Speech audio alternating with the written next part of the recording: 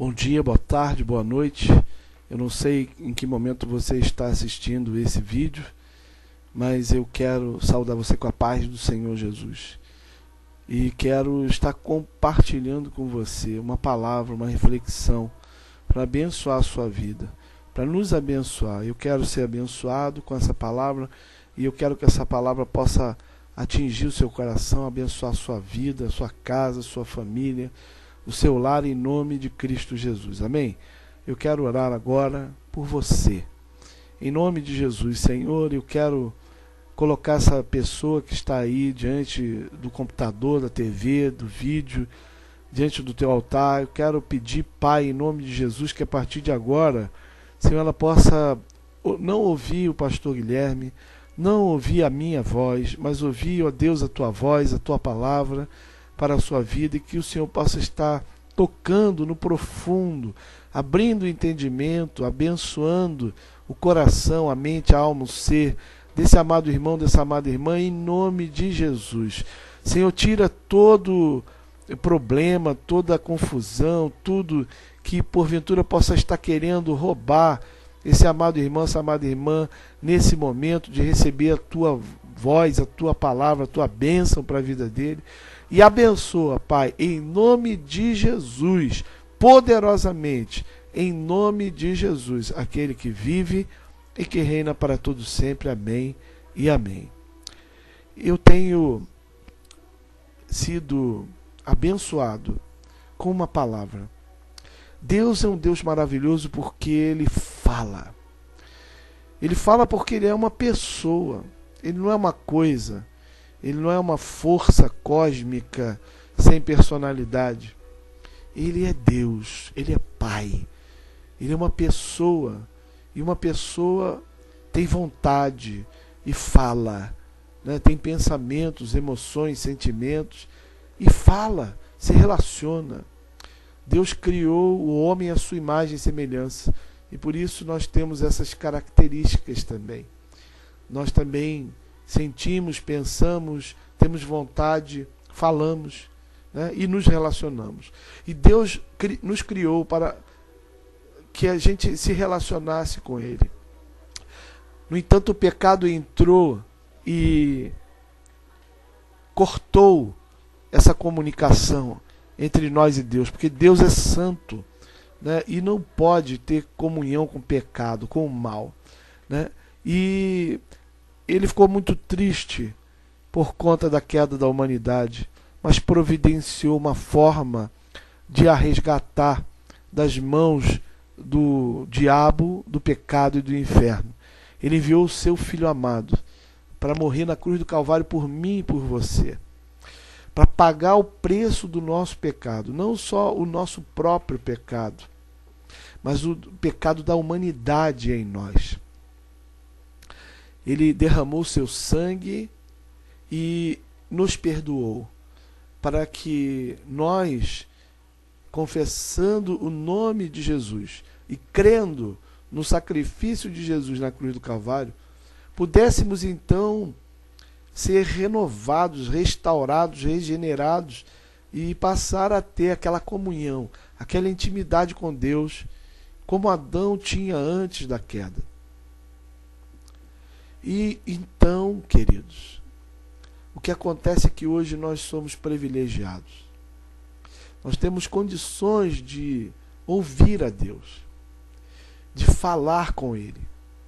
Falamos com Ele através das nossas orações, do nosso clamor, da nossa súplica, dos nossos gemidos, do nosso choro. E Ele fala conosco de diversas formas, através de sonho, de revelação, de inspiração divina, de revelação. Às vezes Ele usa um irmão, às vezes usa uma situação, às vezes usa um sonho, às vezes um louvor, toca tremendamente o nosso coração. Às vezes a palavra do Senhor nos atinge, quando lemos um versículo e o Espírito Santo abre aquele versículo, nos explica, nos dá entendimento e revelação do que está ali contido. Essa é a palavra viva do Senhor. Foi isso que Jesus ele veio fazer.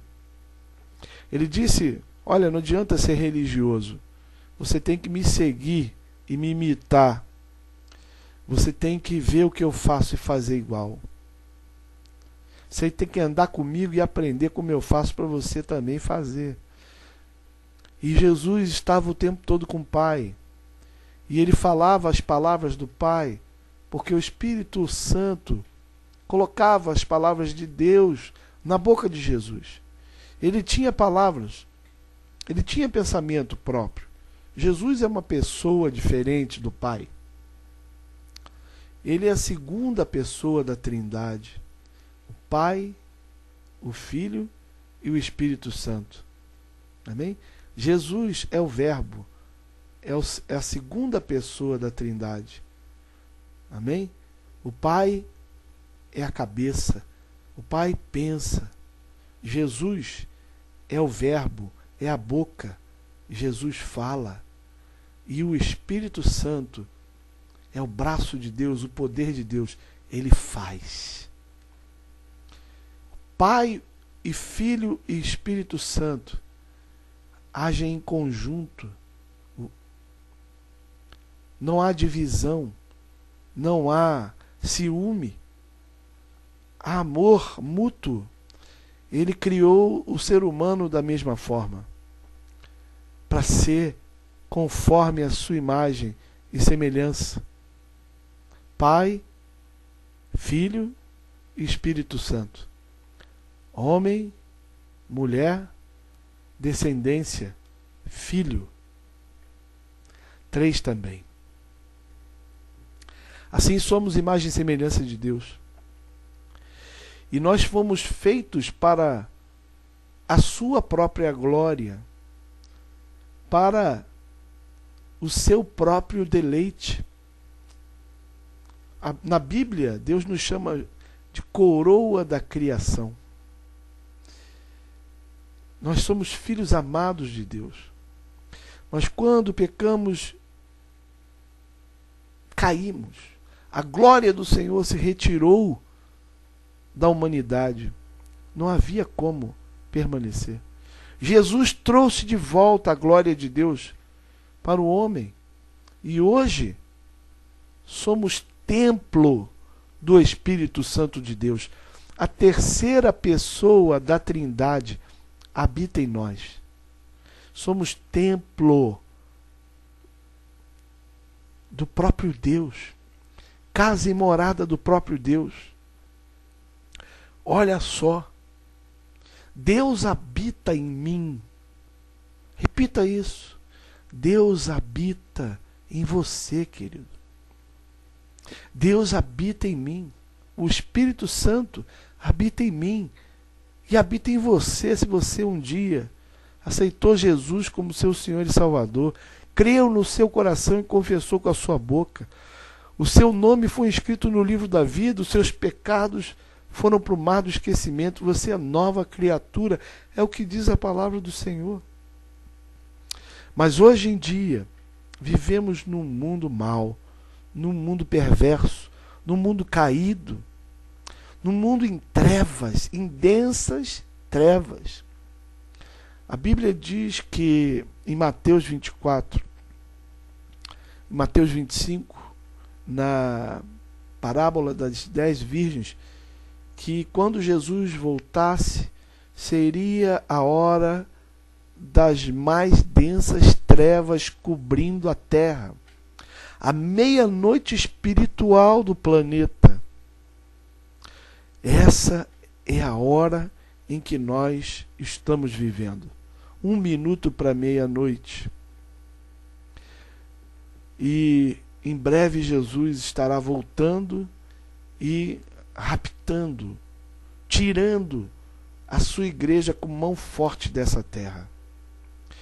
Mas enquanto Jesus não vem, o panorama é esse. A terra está coberta de trevas, escuridão. Uma nuvem negra cobre a terra. E muitas das vezes nós sentimos que estamos vivendo em meio a densas trevas. Pelo que acontece ao nosso redor, pelo que vem sobre nós. E nós sentimos o frio, nós sentimos a escuridão, nós sentimos a intimidação, o medo, a angústia, a ameaça vindo sobre nós. Essa é a realidade hoje, espiritual, para quem vive diante do Senhor. Só que Jesus está dizendo: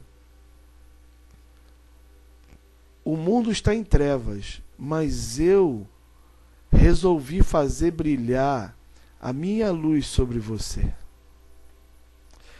O mundo está em trevas, mas eis que eu abro uma janela do céu em cima de você, para que a minha luz resplandeça na sua vida. Ilumine os seus caminhos, aqueça a sua vida, te capacite a caminhar em meio às densas trevas desse mundo. Queime todo o mal, tudo que está ao seu redor, querendo te atingir. E abençoe você. Então, qual é a situação hoje em que nós vivemos nesse mundo? Vivemos em densas trevas.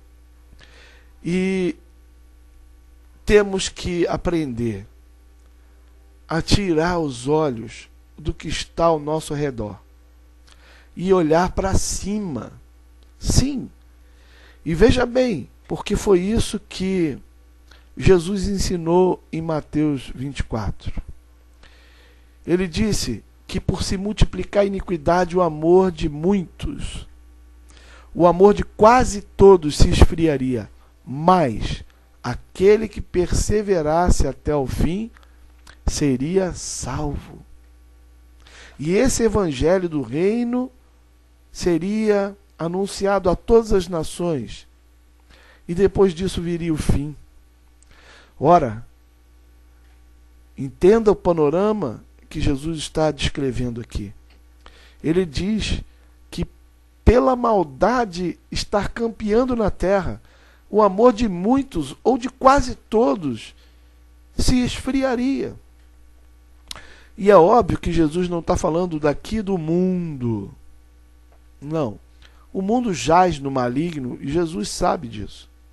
Ele está falando aqui da igreja. A Bíblia foi escrita para a igreja, para os crentes.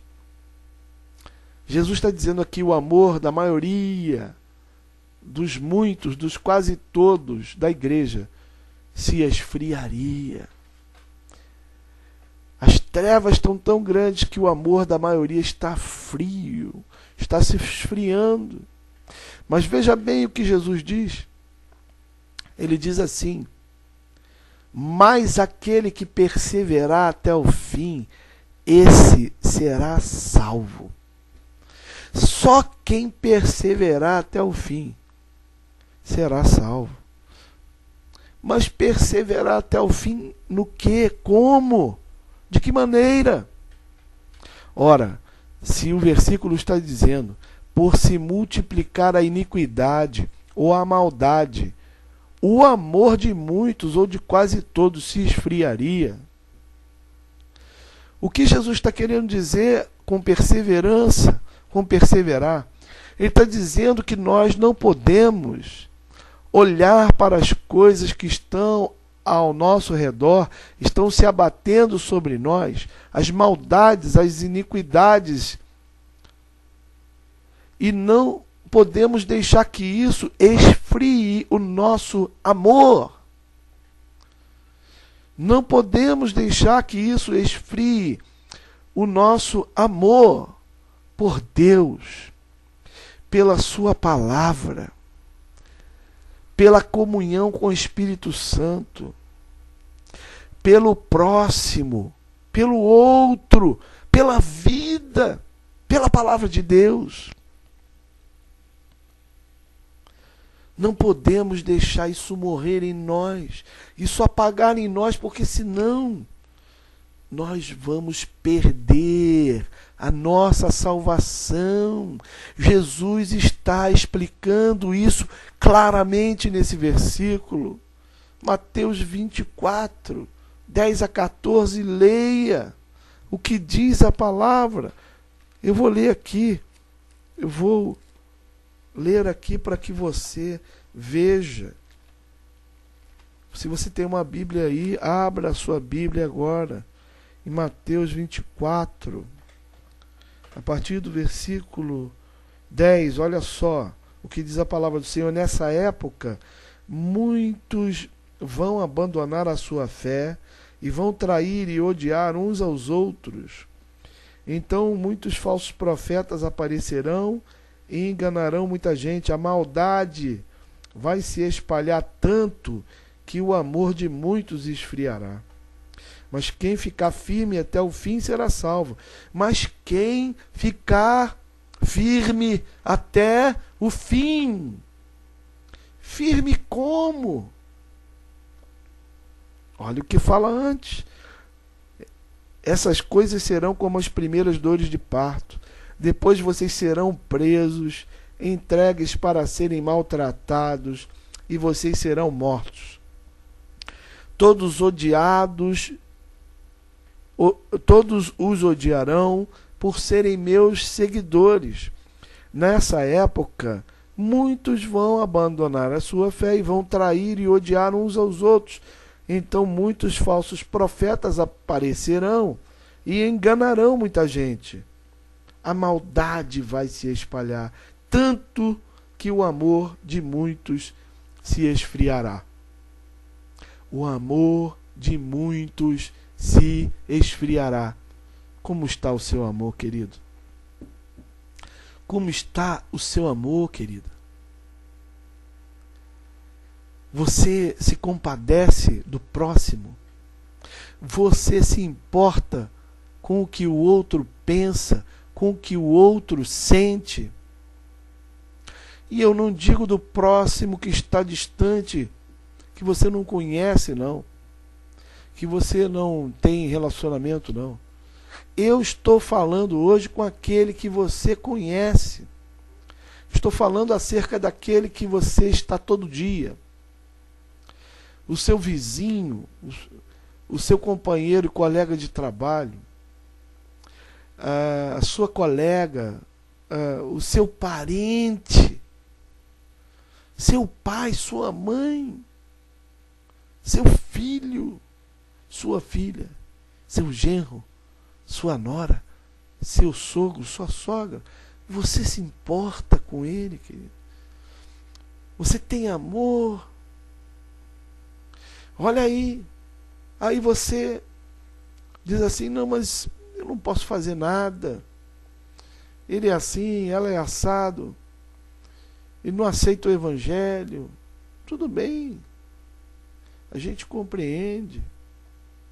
E aqueles que são irmãos em Cristo, você se importa com ele? Se importa com ela? Você sabe como está a vida dele, como está a vida dela? Se ele está precisando de alguma coisa, se ele está doente, se ele está carente de uma palavra, de um abraço, de um aperto de mão, de uma palavra. Porque às vezes, querido, não é dinheiro, não são bens materiais. Às vezes é um abraço, uma palavra, algo simples, mas nosso coração está fechado. Estamos tão apurrinhados com as coisas do dia a dia, estamos tão atribulados com os problemas, estamos tão atormentados com as coisas que estão nos acontecendo ao nosso redor, tanto aperto, tanta dificuldade, tanta luta. Não é assim? Não pode ser diferente de mim, querido. Nós somos seres humanos, estamos vivendo nesse tempo. O tempo é de densa treva. O tempo é de aperto, é de tribulação. Nós estamos vivendo nesse panorama. Mas é nesse panorama que Jesus disse que a igreja do tempo do fim iria viver. E o alerta dele nessa palavra é para essa igreja e não para outra. E aí ele diz, por se multiplicar a iniquidade, o mal, a maldade, o amor de muitos, ou de quase todos em outras versões, se esfriará. Mas aquele que perseverar até o fim, esse será salvo. Olha que coisa! Será que nós estamos perseverando até o fim? O que adianta a gente ir e voltar à igreja e estar sendo atribulado pelo dia a dia, estar em luta e não conseguir dar atenção para o vizinho, que precisa às vezes de uma palavra, de uma orientação, de uma oração, mas está tão atribulado que não consegue nem saber que isso é assim. E você não tem tempo sequer para você olhar para o semblante do seu vizinho para ver se ele está assim. Como está o seu tempo com Deus? Como está? Você está parando tudo na vida para se dedicar a Deus 10, 15, 20 minutos? A se retirar desses pensamentos, dessas sensações, dessas emoções, desses sentimentos, e ler um pedaço da palavra e fazer uma oração porque o Espírito Santo toca em você. Você está sendo abençoado pela palavra de Deus quando você tem esse momento e Deus vem com uma revelação, fala ao seu coração e te capacita a estar livre da tua angústia, do mal que está te cercando, te abre uma janela, uma visão nova com a palavra, abre um respiro, te coloca num lugar alto. Você está tendo esse tempo, esse momento com Deus? Eu quero compartilhar com você uma outra palavra. Porque em Isaías 60, a palavra do Senhor diz: levante-se, Jerusalém, que o seu rosto brilhe de alegria, pois já chegou a sua luz. A glória do Senhor está brilhando sobre você. A terra está coberta de escuridão e os povos vivem nas trevas, mas a luz do Senhor está brilhando sobre você e sobre você aparece a glória de Deus. Atraídos pela sua luz, Jerusalém, os povos do mundo virão. O brilho do seu novo dia fará com que os reis se cheguem até você. Aleluia! O mundo pode estar em densas trevas, mas Deus está te dizendo nesse dia que Ele faz brilhar a sua luz sobre você. E Ele te diz: olha, levanta-te, levanta-te, porque já a tua luz resplandece.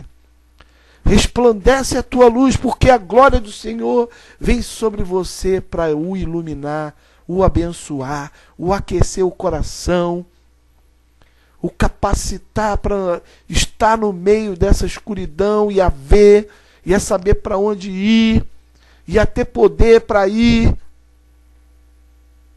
É isso que Deus quer de mim e de você. Ele não quer que você seja um super-homem. Ele quer que você saiba que sem Ele não dá para avançar. Não dá para ir para lugar nenhum. Não dá para você ter amor pelo teu vizinho. Não dá para você ter amor pelo teu irmão, pelo teu cunhado, pela tua mãe, pelo teu pai ou pelo próximo. Não dá para você vencer as dificuldades da vida que vêm sobre você. Não dá para vencer os ataques do inferno que vêm sobre você, sobre a sua casa, sobre a sua família. Por quê? Porque estamos vivendo num mundo imerso em densas trevas. Os demônios estão aí fazendo festa. Tem muita liberdade para o mal. Aquilo que não havia 10, 15, 20 anos atrás de mal, hoje tem. E a igreja está ficando acuada porque as trevas estão grandes. O Senhor Jesus disse que iria ser assim nesse tempo, no tempo do fim, que a maldade ia campear. Mas somente aquele que perseverasse até o fim. No que, pastor? No amor. No amor a Deus, no amor à sua palavra, no amor à comunhão do seu Espírito, no amor às coisas do céu, do alto, no amor pelo próximo, no amor pelo seu irmão, pelas coisas de Deus, pelo amor das coisas boas, puras, santas e agradáveis ao Senhor. E sabe o que acontece, queridos? A igreja está dormindo, a igreja está se desanimando, se esfriando por causa da maldade que está ao seu redor e por causa das lutas que estão vindo sobre ela. E não percebem o chamado de Deus para agora. O chamado de Deus para agora é esse: levanta-te, Jerusalém, que o seu rosto brilhe de alegria, pois já a sua luz chegou. Aleluia! A glória do Senhor está brilhando sobre você. A terra está coberta de escuridão e os povos vivem nas trevas. Mas a luz do Senhor está brilhando sobre você e sobre você aparece a glória de Deus. Ah, você não pode ver? Óbvio que não. Você não está vendo as coisas como Deus vê. Você não está vendo as coisas que acontecem na sua vida pela ótica da palavra de Deus. Você não está compreendendo a sua vida, o mundo e o que está ao seu redor a partir da ótica da palavra de Deus. Você está vendo como todo mundo vê. Você está vendo como a televisão te mostra. Você está vendo como as pessoas falam que é. E não conforme a palavra de Deus diz. Eu estou chamando a sua atenção para que você olhe a sua vida e as coisas que estão acontecendo ao seu redor de acordo com a palavra do Senhor. Nós estamos vivendo esse tempo. Olhe ao seu redor e veja quantos estão frios, quantos estão apostatando da fé e quantos estão assim até indo e voltando à igreja. Religiosos, pensando que vão ser salvos só porque vão e voltam à igreja. Não acontece isso.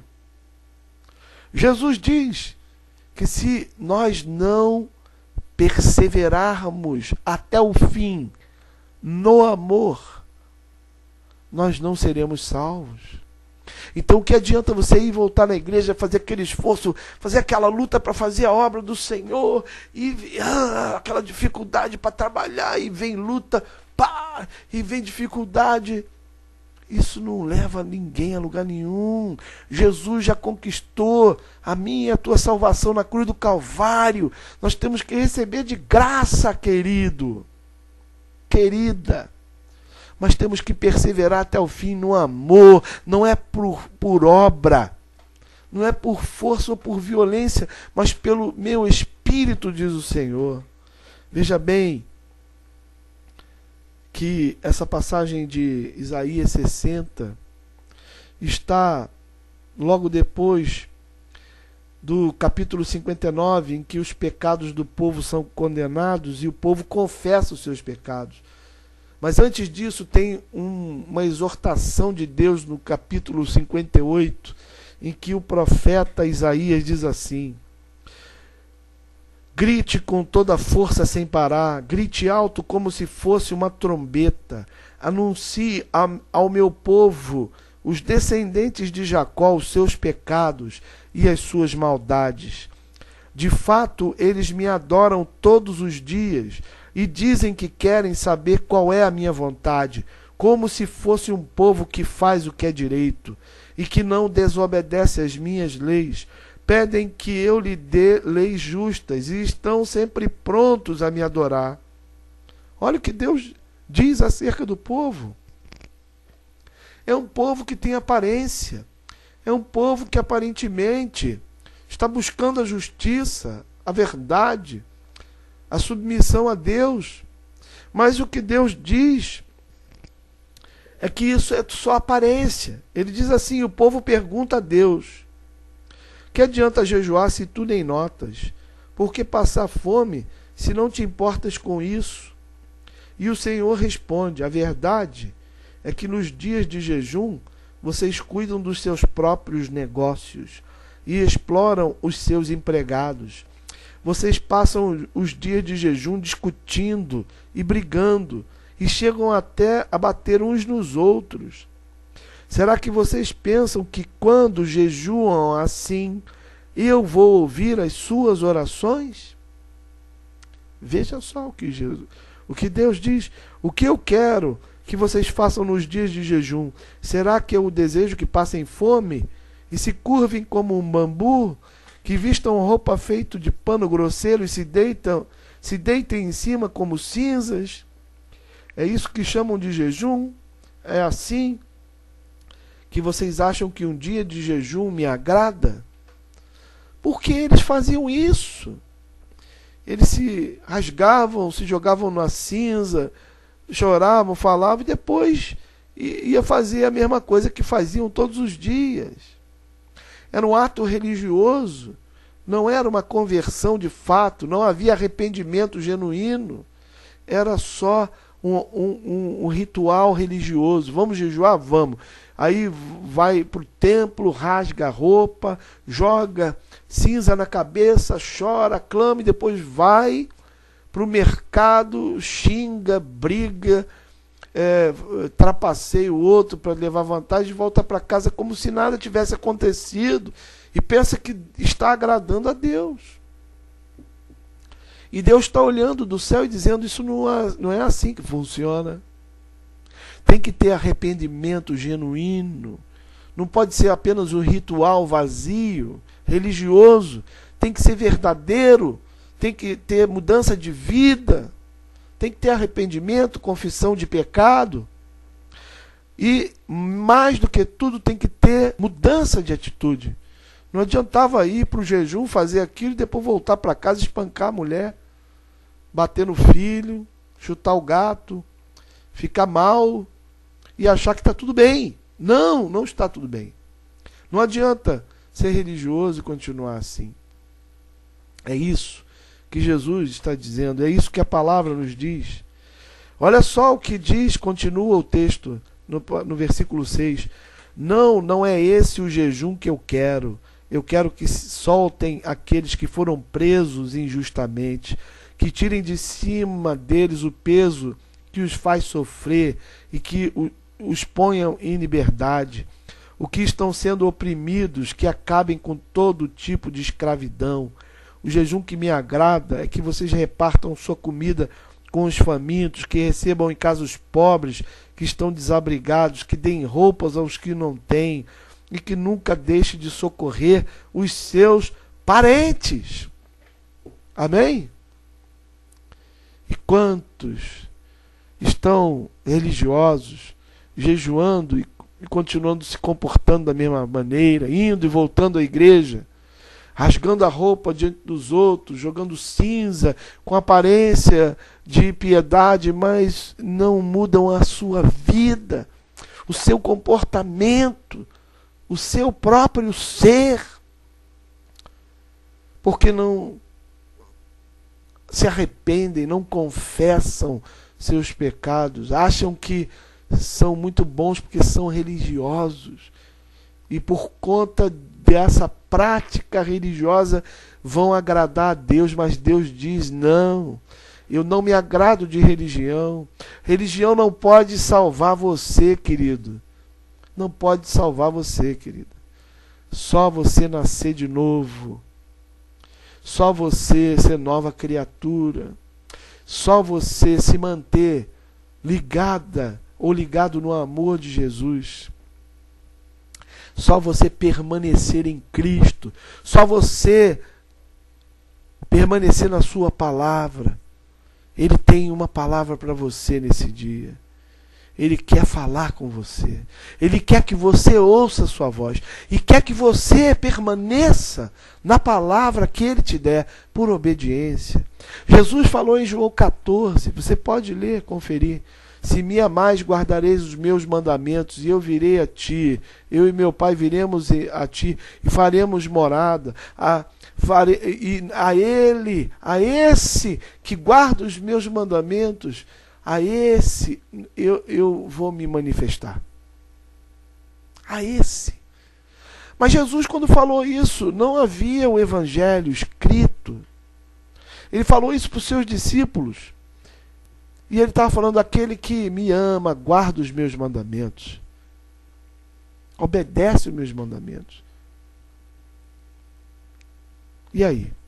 Que mandamento Jesus estava falando? Será que Jesus estava falando de obedecer os 10 mandamentos, a lei de Moisés?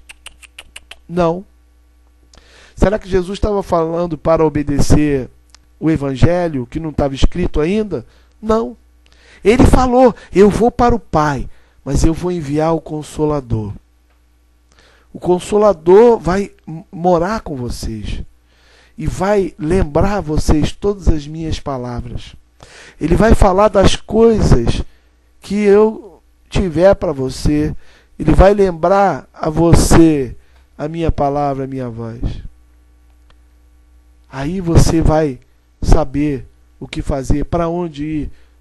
Nós temos que ser como Jesus foi. Jesus foi caminhando, obedecendo o Pai, sendo dirigido pelo Espírito Santo até o fim, com o poder do Espírito Santo até o fim. Ele ensinou para a gente o caminho de volta a Deus. Qual o caminho? É deixar as suas vontades para fora. É tomar a sua cruz, ou seja, a sua missão. Você tem uma missão, sabia? Você tem um propósito, você sabia? Não é só esquentar o banco da igreja. Não é só ir e voltar à igreja. É você ser um seguidor de Cristo. É você saber o que Ele tem para a sua vida. É você deixar a sua própria vontade de lado e falar assim: Jesus, faz você a sua vontade na minha vida. Eu quero deixar de lado o meu plano, o meu projeto, para que o seu projeto se estabeleça na minha vida. E você diariamente se negar para seguir a Jesus até o fim. Isso é salvação. Seguir Jesus até o fim. Ele é a porta. Ele é o caminho, a verdade e a vida. Então não existe salvação fora de Jesus. Não adianta que você não vai ser salvo porque você vai e volta à igreja. Lá você vai ouvir do caminho da salvação. Lá você vai ouvir de Jesus. Mas ai de você se você não aceitar Jesus como seu Senhor e Salvador e começar a ser dirigido pelo próprio Mestre, através do Espírito Santo. Você vai ver onde é que você vai chegar. A Bíblia nos fala. Se nós recebemos a salvação pela graça, agora nós vamos querer continuar pela lei? A palavra de Deus é clara. E eu quero instar você nessa tarde, querido, a você olhar para o alto, a você tirar os olhos das coisas que estão ao seu redor. Porque ao seu redor tem luta, tem maldade, tem treva. E se você colocar os olhos nisso, você vai afundar, que nem Pedro.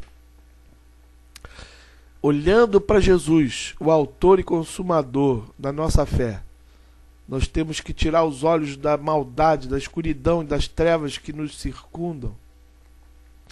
E temos que olhar para o alto, olhar para Jesus. Deixar que a luz do Senhor brilhe sobre nós. para que não somente nós tenhamos a salvação,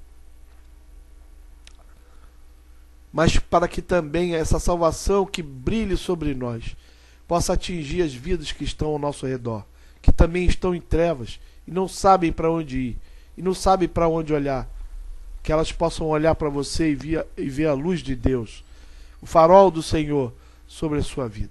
Que Deus possa abençoar rica e poderosamente a sua vida, e que você possa se lembrar que só aquele que perseverar até o fim será salvo.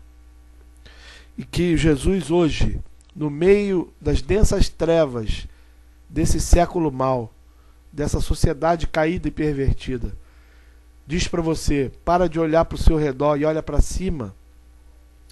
Levante-se, Jerusalém, que o seu rosto brilhe de alegria, pois já chegou a sua luz. A glória do Senhor está brilhando sobre você. A terra está coberta de escuridão, e os povos vivem nas trevas, mas a luz do Senhor está brilhando sobre você. Sobre você aparece a glória de Deus. Atraídos pela sua luz, Jerusalém, os povos do mundo virão. O brilho do seu novo dia fará com que os reis se acheguem a você. É isso que Deus está falando com você e comigo nesse dia. Está tudo ruim, difícil ao seu redor? Isso é o que esse século pode produzir. Mas para você há uma cura, há uma salvação, há uma esperança. Levante seus olhos para Jesus. Olhe para Ele e seja iluminado. Receba a glória do Senhor sobre a sua vida. Seja você transformado em primeiro lugar. Você e a sua casa e a sua família recebam a luz do Senhor e se transformem no farol de Deus. Deus possa abençoar rica e poderosamente a sua vida, a sua casa, a sua família, com essa palavra e com essa visão, em nome de Jesus, aquele que vive e que reina para sempre. Amém e amém.